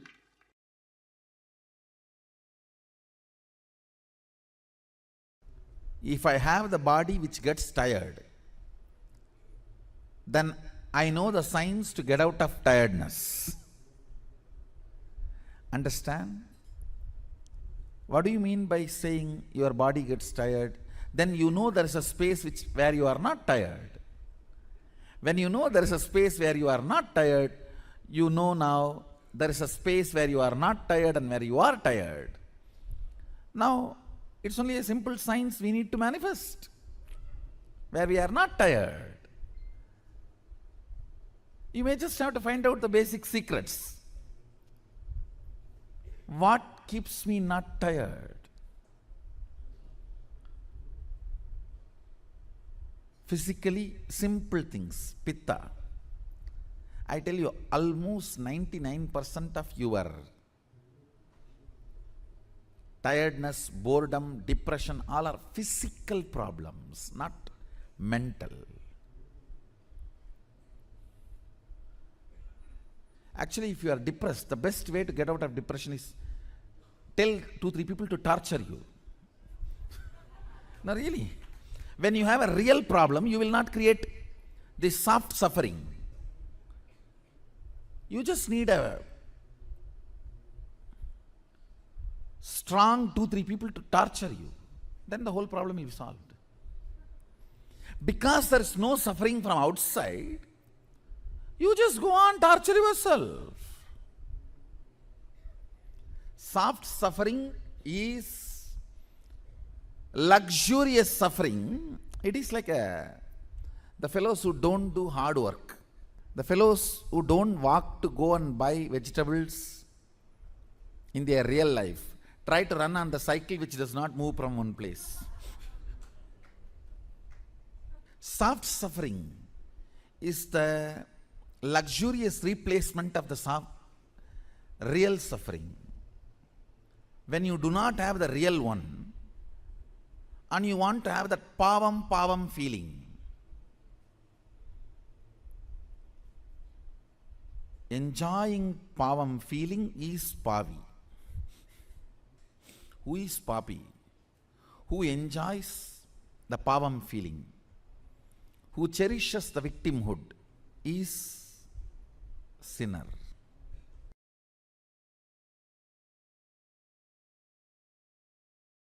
I'll tell you one small incident. One guy came to my guru, Isaki Swamigal, who talks very less usually. I still remember this incident. He came to Isaki Swamigal for stomach pain, some constipation or some stomach pain. And he was complaining because of that stomach pain. All his joy is lost. He used to be all the time joyful, smiling. Because of the stomach pain, everything is lost. Isaki Swami just gave a little vibhuti and asked him, apply it on your stomach and sleep. Come back after 24 hours. That guy was filled with doubt and frustration, saying, oh, I am suffering with this stomach pain for last 80 years and you are giving me little vibhuti and asking me to apply it on the stomach, not even giving something for me to take inside as the medicine. In Indian villages, I have seen, only if you do big treatment, you are a big doctor. You have to make that fellow lie down, put many injection, and if possible, even IV. If you do big, then you become a big doctor. Isaki Swamigal is a Hindu doctor, Hindu Vaidya. He knows all the methodology, even modern medicine. He used to even give injections if needed. He has made himself as a self-taught. Even in modern medicine, of course, the traditional Vaidya Shastra he learnt from his Guru Parampara, very traditional way. Anyhow, he gave this vibhuti. That guy was ranting, but Isaki Swami did not answer. He just kept quiet. That fellow went and tried applying on the stomach and sleeping as usual, as it is supposed to happen. He became all right, completely all right. Not only the stomach pain disappeared, the bleeding he used to have stopped.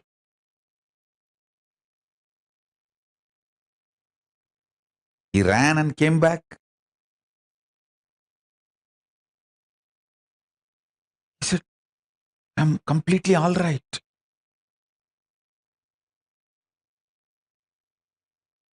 But still there is no joy in his face. Bhagavan asked, Isaki Swami asked, Ippa sandosham thane? Now you are happy, na? He said, no, happiness has to come from inside, na? Only if it comes from inside, I can be happy. He smiled and said, being sad, you built it with a lot of effort, convincing you with false ideas, logic. But to be happy, you expect it should come from automatically within. It's like you dump 1 ton shit on a diamond and you expect the diamond should shine beyond the shit you dumped. You consciously dumped sadness on you, multiple times convincing you. See, as a baby, we are all bubbly, excited, joyful, natural existence. The existential reality was joy and excitement, jumping, dancing. You convinced yourself with millions of ideas, millions of times to become sad. And after you are successful in making you sad, you expect joy should come automatically. Hey, jump like a baby, laugh, roll. That is your natural existence. That is your natural way. See Papa's Kandamata and do. That is your natural way of existence. Your sadness is artificial. But your mind is so cunning, it makes you believe your happiness should be natural.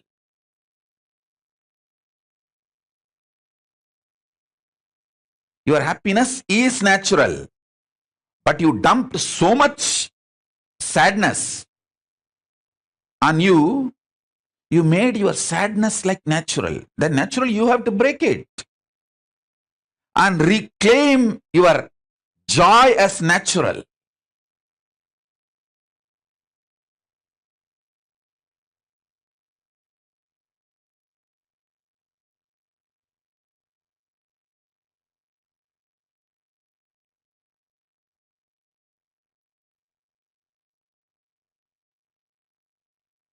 So understand first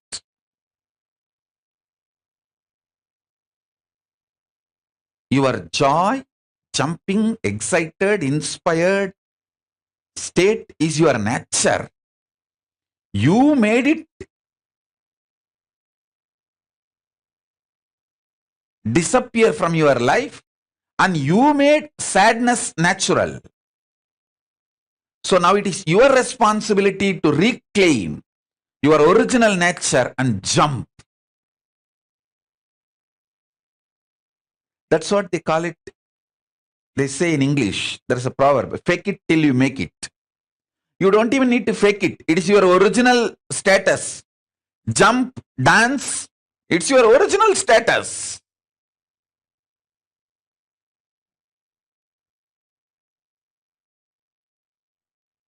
Be blissful, it's your original status. You just need to reclaim.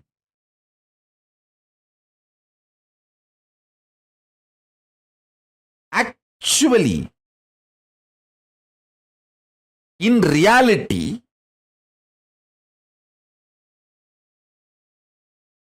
delusion itself is because of your non-involvement, inactivity, withdrawal.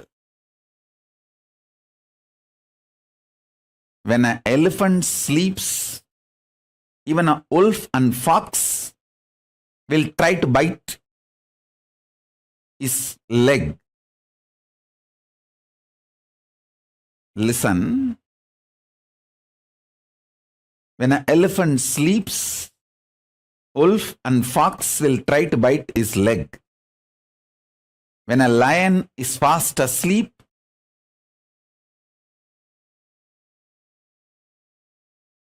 even wolves and foxes will try to eat the meat. Listen carefully. I'll repeat.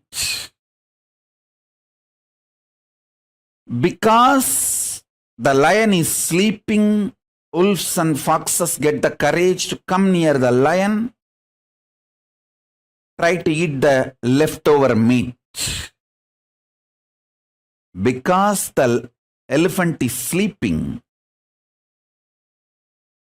wolves and foxes will try to come and bite the feet of the elephant.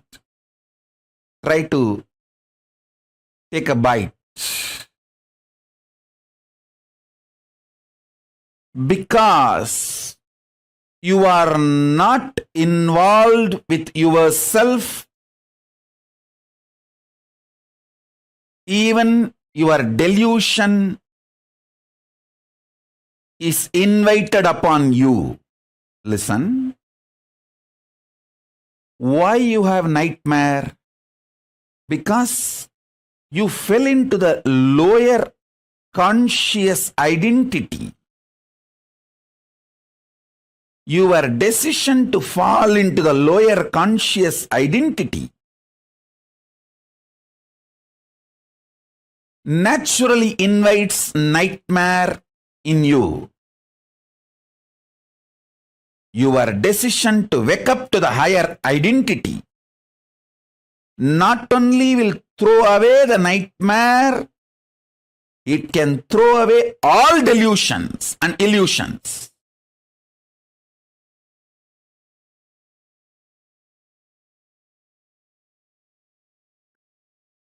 You get multiple types of emotions, almost all emotions every day. Sometimes lust, sometimes greed, sometimes fear, sometimes the multiple versions of fear, sometimes worry, sometimes love, sometimes attention giving, sometimes attention asking, sometimes jealousy, sometimes comparison.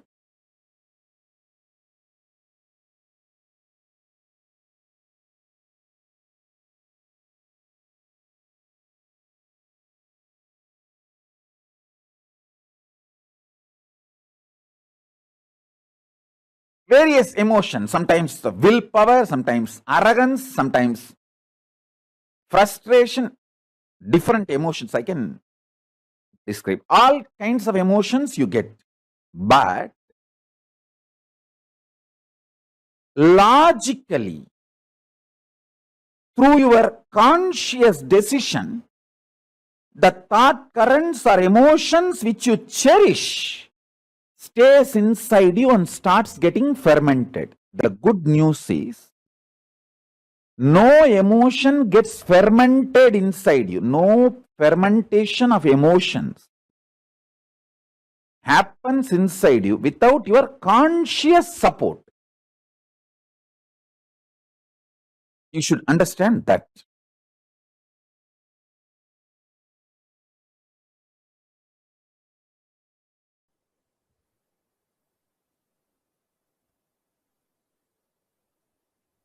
Due to the unconscious lifestyle, you collect many addictive patterns and empower them with your parasites. And those parasites nicely getting empowered, sitting inside you, literally not just rule your life, ruin your life. Haritaki is the most beautiful way to get rid of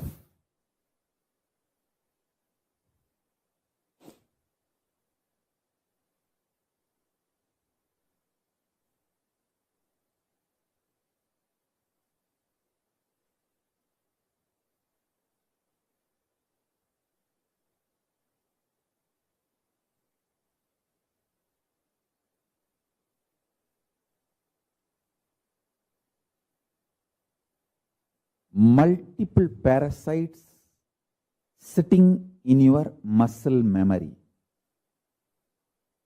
I can give you lots of examples. If you are married, you know backseat driving. How your spouse sits in the back seat and drives you. Same way, the parasites sit inside your stomach and drives you. It drives you crazy. I don't need to tell that. You know it.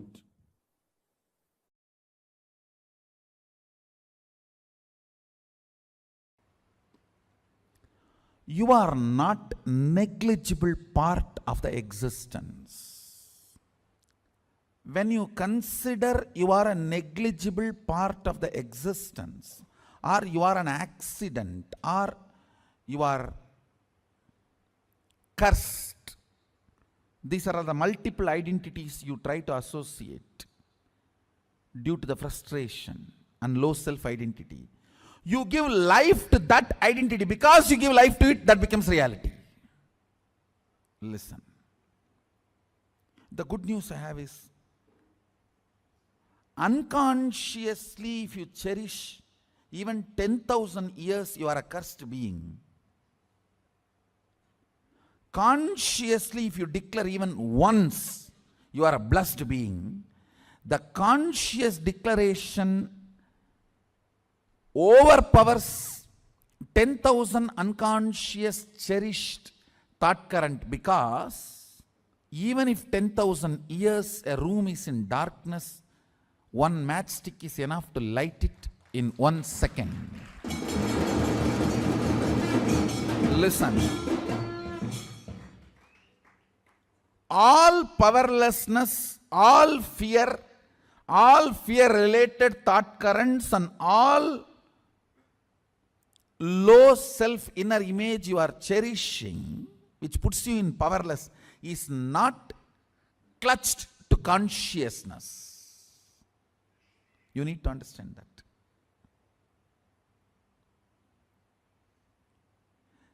They're all there indirectly receiving or sucking the energy from consciousness, but they are not supported by consciousness. That is why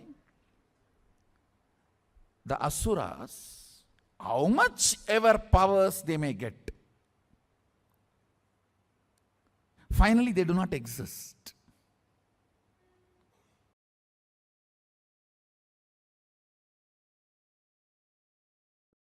Listen carefully.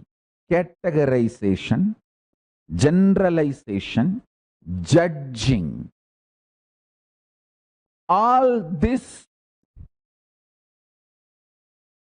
is taught to you as a science of life.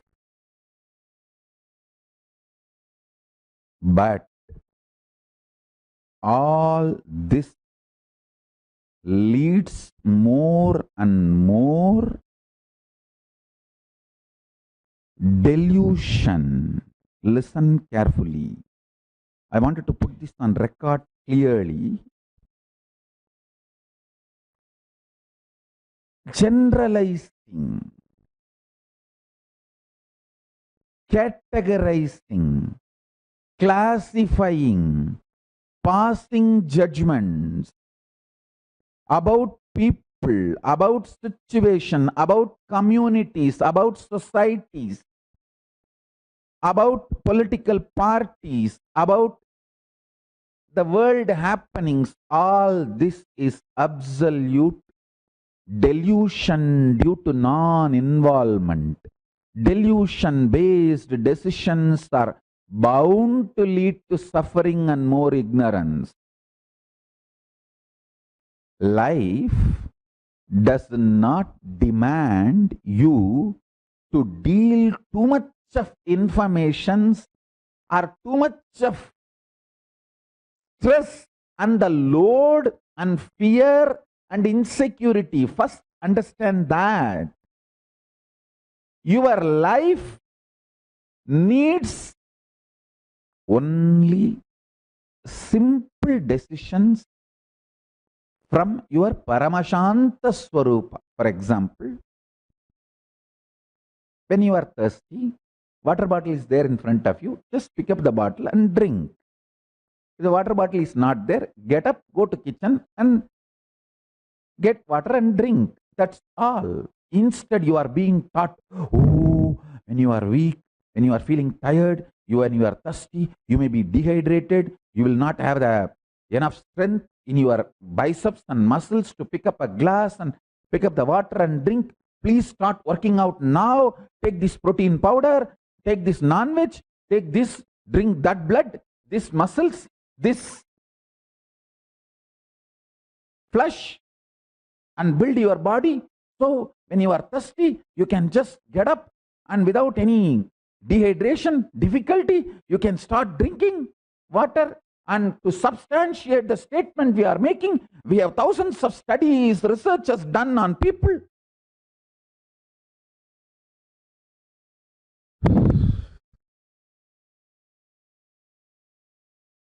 Listen. Practice this simple Paramashanta Swarupa for few days. Taste this ultimate silence for few days. Like these kids, when they are addicted to toffee, they will keep the toffee in the mouth all the time. When they need to go somewhere, they will take it and put the wrapper, keep it in the packet. They will go and do all their play and everything, and they will come back. When they are free, again they will take it and put it in the mouth and start tasting it.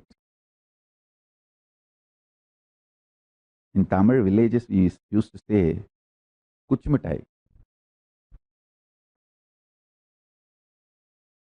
Just like how the kids enjoy the toffee whenever they are free, decide to enjoy the Paramashanta Swarupa, ultimate peace who is sitting inside you.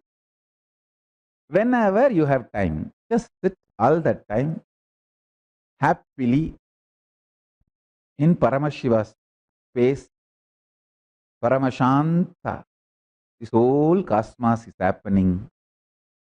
Big bangs happening, black holes happening, universes manifesting, playing, merging, time zones happening, playing, merging.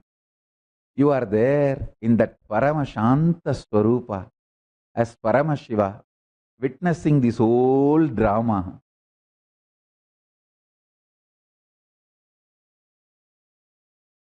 If you just bring the oneness to your intellectual understanding and your inner cognition, apply that in every aspect of your life, relationships, health. Even if you have a simple headache, apply oneness as the first solution. You may ask how to apply oneness on headache. I'll give you very simple understanding. Just see where the pain is and see me, oneness within me cannot be uncomfortable within me. If something is uncomfortable within me, then that me is not in oneness with me. Let me see where me is not in oneness with me. Just start searching for that. You will see me becomes one with me and headache disappears. If there is a headache, me is not in oneness with me. Let me see which part of me is not in oneness with me. Just start searching. I tell you, simply headache will disappear. And please listen. I'm not giving you false ideas. Just take little sacred ash. Tell Paramashiva, Oh Mahadeva, Paramashiva, I know oneness is an energy which can be mixed with any object, and that object will manifest and radiate that electromagnetic energy of oneness. So let this sacred ash be mixed with that electromagnetic energy of your oneness. Let your oneness be invoked in this sacred ash and apply that on your forehead with the Mahavagya Nithyananda Paramashivoham. It is equivalent to applying oneness on your forehead, and you will see headache disappears. I am not giving you some method like a placebo, fluke, click. No. Understand? What I am talking is far beyond placebo. It is oneness effect, not placebo effect. The electromagnetic force, maybe I can use a new word, cosmomagnetic force of oneness can be infused into any object. You can infuse that within you and without you, both. Within you and without you, both. When I lived my Parivrajika life, means body was moving around without will, devoid of will, just with the flow of Paramashiva, Prakriti and Purusha, Paramashiva and Parashakti. The sacred ash is the only medicine. That is the mosquito repellent. That is the blanket. That is everything. Cold, apply sacred ash. Mosquitoes, apply sacred ash. Animals are in the forest and they may attack you, apply sacred ash. For anything, applying sacred ash was the solution. I'll take the sacred ash, invoke the powerful oneness cognition into it, the electromagnetic energy of oneness, infuse that into that sacred ash and apply all over the body. That's it.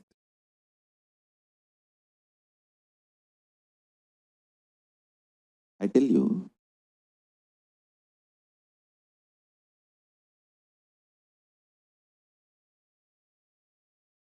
this is one of the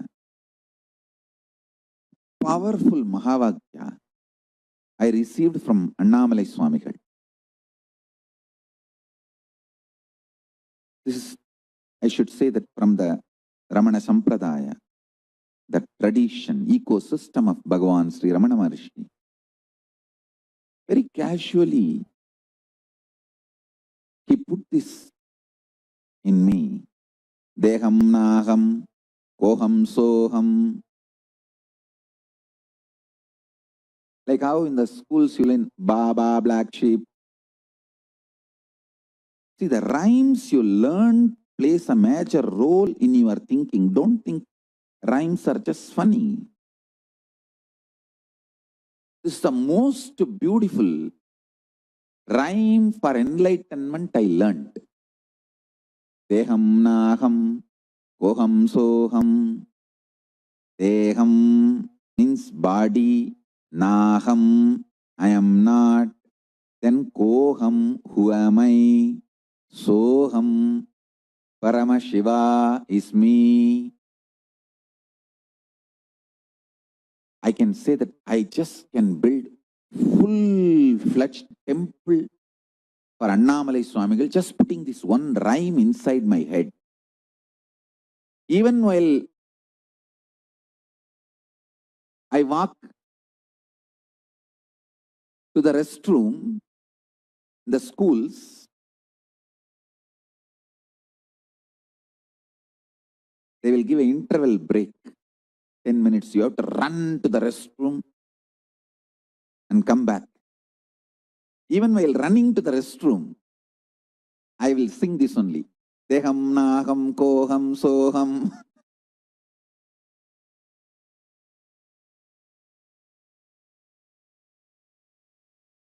Ninikka ninikka ninjurudhe Annamalayane. Un mannin mahimayo. Katrin kirubayo.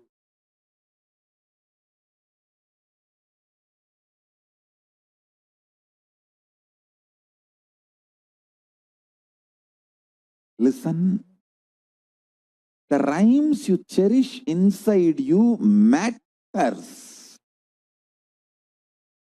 The words you cherish inside you matters. The words you cherish inside you for 6 months will become reality within a year. At least it will become like a echo chamber for you. ECHO, echo chamber for you, around you.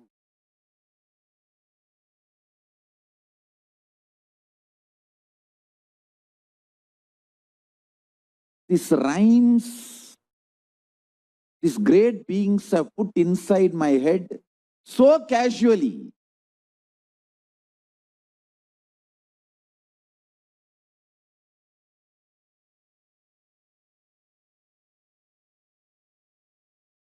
I started going to Annamalai Swamigal because he will give that candy and all that for the kids, whoever brings to have his darshan, candy and other sweet. He will give it to all those kids.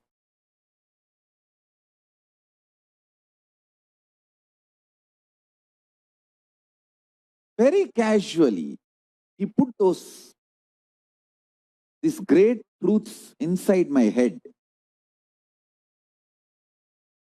If you know little Sanskrit, you will understand this 4 word is the essence of whole Hinduism. Deham means body. Naham, not my core, me. Me. Deham is mine, but not me. Naham, koham, then who am I? Soham, Paramashiva. Even when I am running to the washroom, from the class to the washroom, I will try to run. Deham naham koham soham, deham naham koham soham, deham naham koham soham. And run. Finish. Run back. Deham naham koham soham, deham naham koham soham.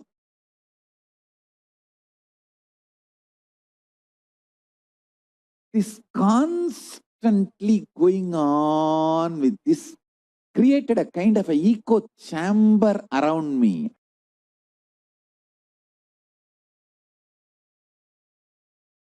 And if you remain hungry and put Mahavagya and powerful cognitions into your system, so much detoxification will happen. Literally 90% you will get established in oneness and enlightenment.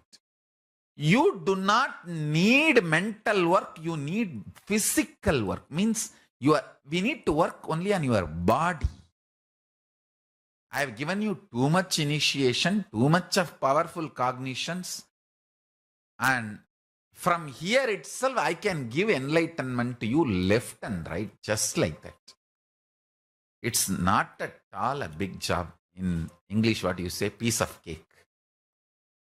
You use any word. Just, I need your body to be detoxified, so when I pour me in you, you can hold. It is literally cosmic union. I can make the cosmic union happen with any one of you at any time now, especially with this whole vibration of that love. That is why I insist on you moving to liquid diet, at least next for 21 days. Liquid diet, chanting of Mahavagya, vibrate yourself with the Mahavagya, Om Nithyananda Paramashivoham, and spend as much time as possible with oneness capsules and satsangs, these powerful cognitions. And I tell you, these powerful cognitions will get rooted in your biomemory. When you don't give the job of grinding food to your intestine, see, you have 3 things 24 hours happening in you. Blood circulation, breathing, digestion. You cannot stop blood circulation. You cannot stop breathing. But if you just reduce the load of digestion, both get impacted. The breathing becomes very deep and the whole blood circulation becomes so pure. Consciousness, the pure Paramashiva starts reflecting in your system more powerfully in a higher frequency. I am giving you all the real secrets of Raja Vidya. Such a powerful session this was. Wow. Just chant Mahavakya and reduce that load of digestion. That's all. Just go on chanting Mahavakya. Understand, actually, each time you chant Mahavakya, you are literally invoking Swamiji. Swamiji manifests them. He really manifests. Such a powerful session we all just had, and hope all of you enjoyed this session. How was your experience today? Can I request all the participants to please share with us? How did you enjoy today's day? Because tomorrow we are going to be learning about the Kala Tattva, the principle of time. Any issues with time that you have, and going beyond time. Kala is not time as we understand. Nityatva, Nirantaratva. What is the Nirantaratva and what is Nityatva? We are going to learn all these secrets tomorrow. Tomorrow is going to be the darshan of Swamiji as Bhagavan Vrishabharudha Murthy. So let's get ready. And tomorrow at 7 a.m. Eastern Standard Time, the program is going to be beginning. So make sure you're logging in. And with this, we're coming to the conclusion of today's sessions. And thank you so much to each one of you. I see a lot of messages. Thank you all. Thank you so much. It was wonderful having each one of you here. And let's meet tomorrow at 7 a.m. And make sure you're inviting anyone who's especially struggling with time management. And if someone is repeating the same type of patterns again and again and again, tomorrow's day will be for them. Make sure you invite all of them. And let's conclude today's day, offering our gratitude for the divine lotus feet of Swamiji. Let's conclude now with Purna Mantra. Om Purnamadav Purnamidam Purnat Purnamudachyate Purnasya Purnamadaya Purnamevavasishyate. Om Shanti Shanti Shanti. Hari Om Tat Sat Sarvam Bhagavan Sri Nithyananda Paramashivam Namastu. Om Nithyanandam. Thank you all, Nityanandam.